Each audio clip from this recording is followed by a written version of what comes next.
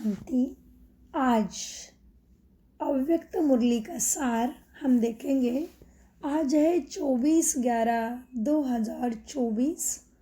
अव्यक्त मुरली revise course है 15/12/2002 की मुरली है और मुरली का सार है समय प्रमाण लक्ष्य और लक्षण की समानता द्वारा बाप समान बनो।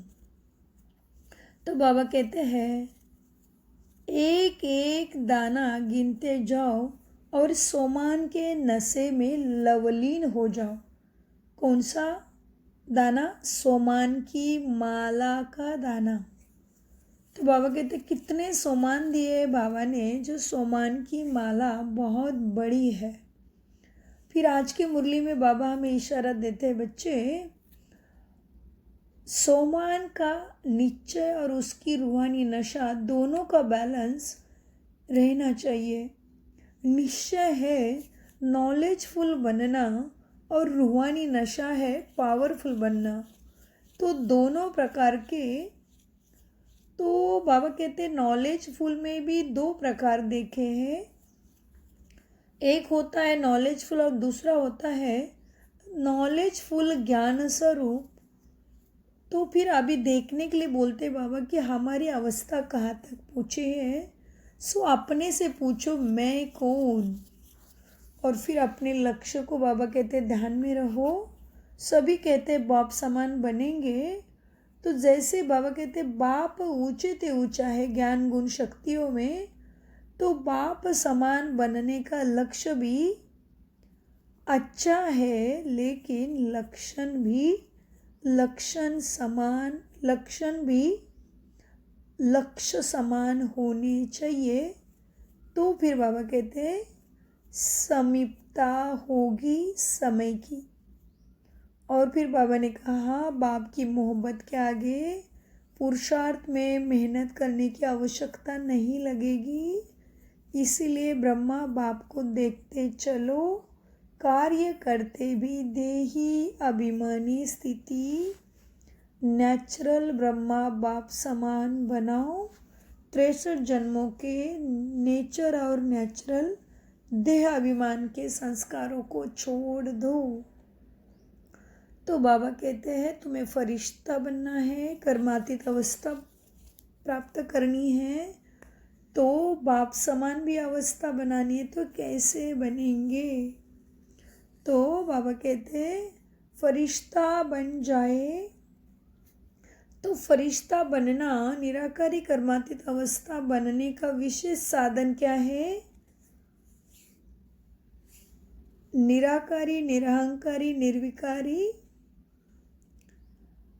बाबा बना सकते हैं, लेकिन उसके लिए ब्रह्मा बाबा को जो लास्ट मंत्र दिया है शिव बाबा ने, वो हम सबके लिए दिया है। वो कौन सा मंत्र है? बाबा कहते हैं सदा निराकारी, निरहंकारी, निर्विकारी। यह लास्ट के मंत्र को मन वचन कर्म संबंध संपर्क में सदा याद रखो, जो ब्रह्मा बाबा के द्वारा शिव बाबा ने ये सबको युक्ति दी है। तो बाबा कहते चेक करो कि मैं महामंत्र में संपन्न कितना हो गया हूँ। बोल कर्म संबंध संपर्क तीनों में ही ये शब्द की याद कितनी रहती है। तो बाबा कहते हैं सारी मुरली याद करने के लिए नहीं कह रहा हूँ, 3 मंत्र सदा याद रखो। निराकारी, निरहंकारी, निर्विकारी। तो बाबा समझाते हैं निराकारी मतलब वाणी में निर्माणता लाएगी निराकारी अवस्था। निरहंकारी अवस्था कर्म में सेवा भाव लाएगी, और निर्विकारी अवस्था, निर्विकारी स्थिति की स्मृति संबंध संपर्क में सदा शुभ भावना श्रेष्ठ कामना की वृत्ति बनाने में मदद करेगी, वृत्ति बनाएगी। तो फिर बाबा कहते सफल हो जाओगे लक्ष्य और लक्षण को समान बनाने में। और फिर बाबा ने कहा बाप समान बहुत ही सहज बन जाएंगे।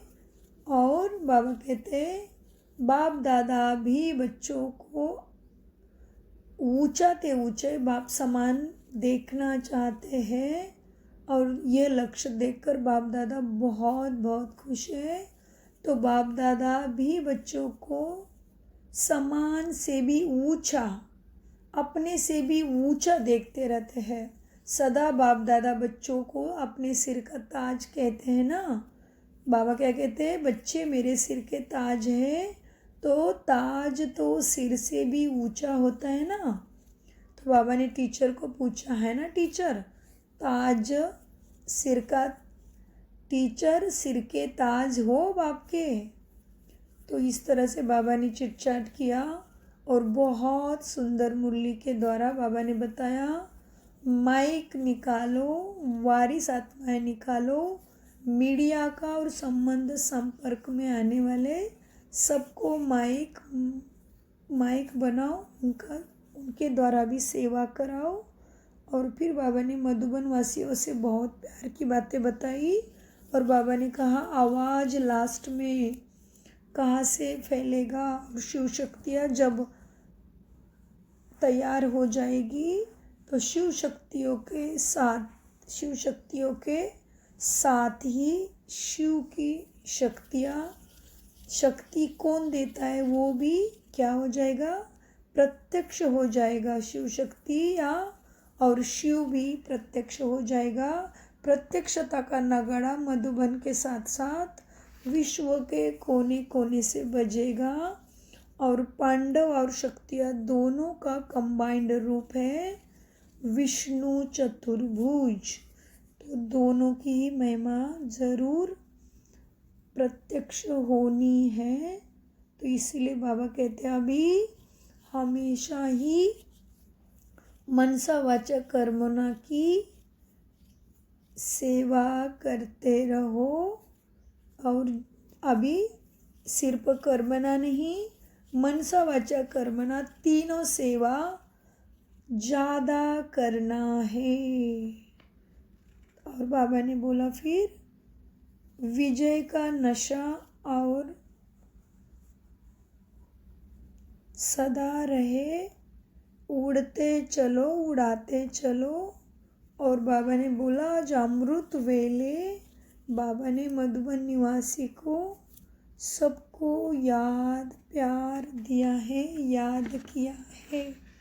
और फिर बाबा कहते बच्चे, बाबा ने ड्रिल कराई, अभी अभी निराकारी, अभी अभी फरिश्ता स्वरूप, दोनों में देहभान नहीं है। तो देहभान से परे होना है तो ये रूहानी एक्सरसाइज कर्म करते भी, अपनी ड्यूटी बजाते हुए भी ये रूहानी ड्रिल करते रहो कि अभी अभी निराकारी, अभी अभी फरिश्ता स्वरूप। तो बाबा कहते हैं 1 सेकंड में अभ्यास कर सकते हो, अभी अभी निराकारी, अभी अभी फरिश्ता स्वरूप। यह एक नेचुरल अभ्यास हो जाए, यह बच्चों को करते रहना है। तो बाप दादा ने ड्रिल कराई, अच्छा। और फिर बाबा ने कहा निरंतर भव, और चारों ओर के बाप दादा की याद में मगन रहने वाले, बाप समान बनने के लक्ष्य को लक्षण में समान बनाने वाले, और जो कोने कोने में साइंस के साधनों से दिन व रात जग करके बैठे हैं, उन बच्चों को भी बाप दादा का याद प्यार मुबारक और दिल की दुआएं।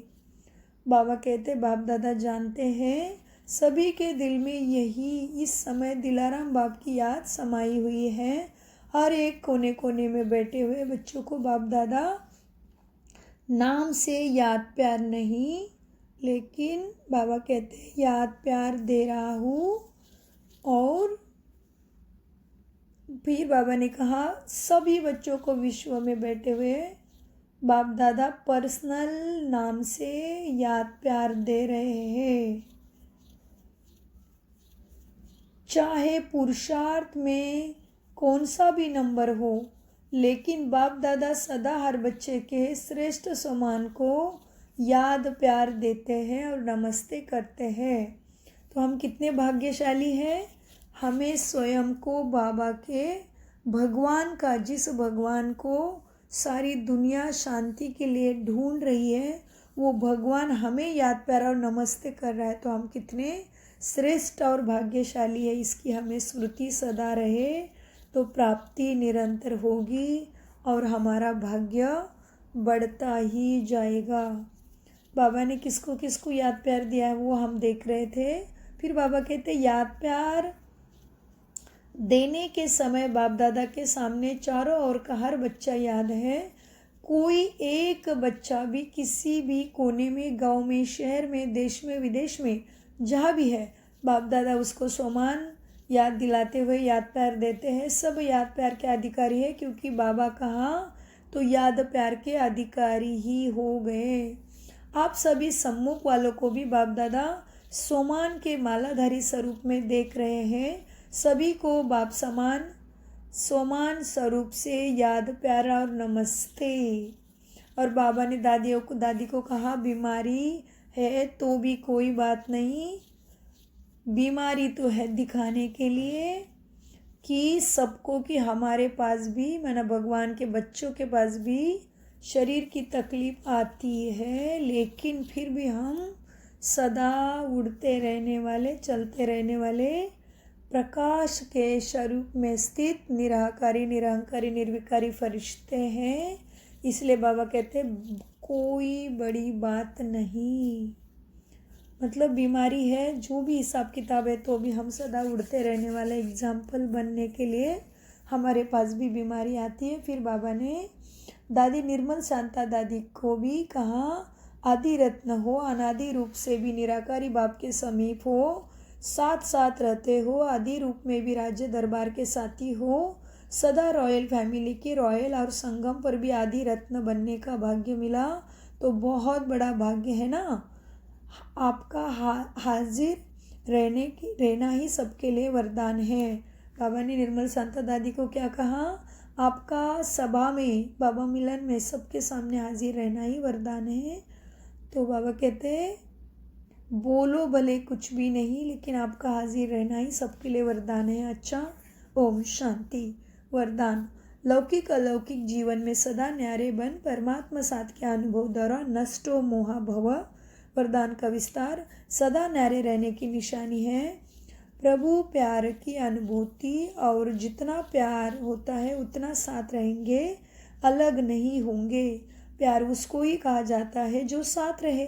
जब बाप साथ है तो सर्व बोझ बाप को देकर खुद हल्के हो जाओ। यही विधि है नष्टो मोहा बनने की।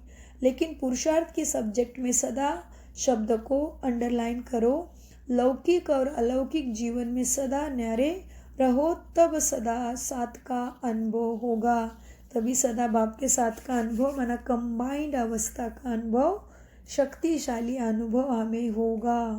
बाबा की छत्र छाया का निरंतर अनुभव हमें कब होगा, उसका अभ्यास करने के लिए वरदान के विस्तार को बार बार स्मृति में लाके मंथन करो। स्लोगन, विकार रूपी सांपों को अपनी शैया बना दो तो सहज योगी बन जाएंगे। माना विकारों में नहीं जाना है। जैसे कृष्ण का डांस दिखाते हैं, कालिया नाग को कैसे उसके सिर पे नाच के उसको ख़त्म कर दिया, उसी तरह से विकारों को ख़त्म करना है। और गुणों के अनुसार हमें कर्म, मनसा वाचा कर्मणा का चलानी है। तो विकार रूपी सांपों को अपनी शैया बना दो तो सहज योगी बन जाएंगे। ओम शांति, ओम शांति, ओम शांति। मीठे प्यारे बाप दादा का अनगिनत पदम गुना शुक्रिया, शुक्रिया, शुक्रिया। मीठे फरिश्तों शुक्रिया। बाबा ने कहा है परमात्मा द्वारा सम्मान प्राप्त है, इसलिए इस सम्मान के रूहानी नशे को कोई अथॉरिटी नहीं जो हिला सके, क्योंकि ऑलमाइटी अथॉरिटी द्वारा सब कुछ तुम्हें प्राप्त हुआ है। सो जो मिला है उसे सदा स्मृति में रखना, यही तीव्र पुरुषार्थ और उसकी प्राप्ति है। ओम शांति।